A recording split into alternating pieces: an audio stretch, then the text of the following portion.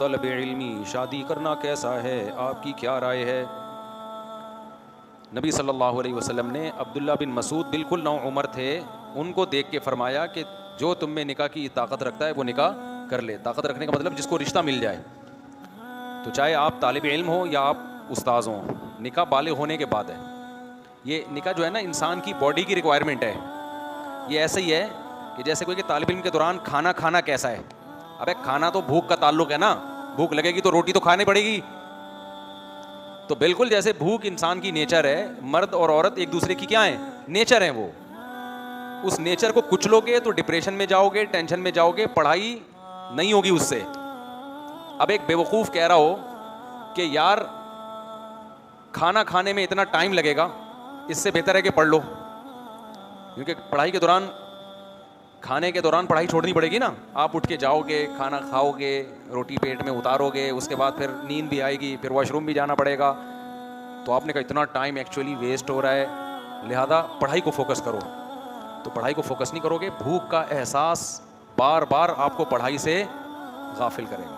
तो बेहतर है थोड़ा टाइम निकाल के खाना खा के थोड़ी देर नींद कर लो, उठ के फ्रेश हो जाओगे, दोबारा दिल क्या करेगा फिर पढ़ाई में। तो जो लड़के शादी नहीं करते, सिर्फ पढ़ाई को फोकस करते हैं, तो वो आंख मटक्के ज़्यादा कर रहे होते हैं, पढ़ाई कम कर रहे होते हैं, और फिर गर्लफ्रेंड की तरफ जा रहे होते हैं, मोबाइलों पे लगे हुए होते हैं, फिर इंटरनेट पर फुहश फिल्में देख देख के टाइम ज़ाया कर रहे होते हैं, फिर हैंड प्रैक्टिस और पता नहीं क्या क्या गंद भला जो गंद सोसाइटी में चल रहा है।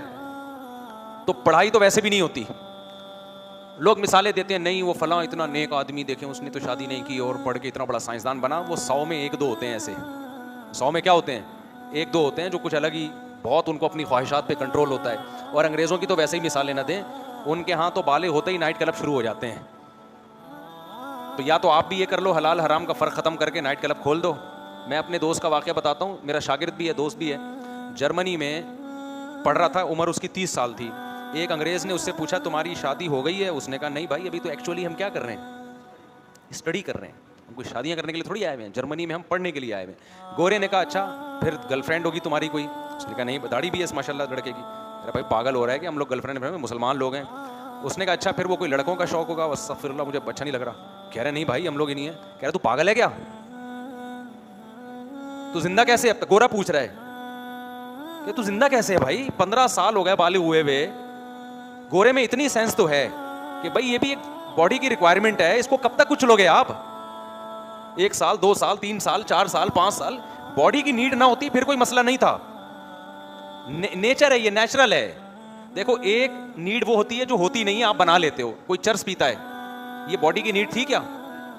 लेकिन जब पीते पीते थोड़े दिनों में अब ये क्या बन जाएगी, नीड बन जाएगी। तो ये नेचुरल नहीं है, लिहाजा इसका इलाज है कि छोड़ दो चर्स। एक शख्स नशा करता था, उसने मुझे बताया कि मैंने ऐसे नशा छोड़ा कि 2 महीने के लिए कुंडी लगा के ना, ताला लगा के अपने आप को घर में बंद कर लिया, हत्ता कि जुम्मा भी नहीं पढ़ने जा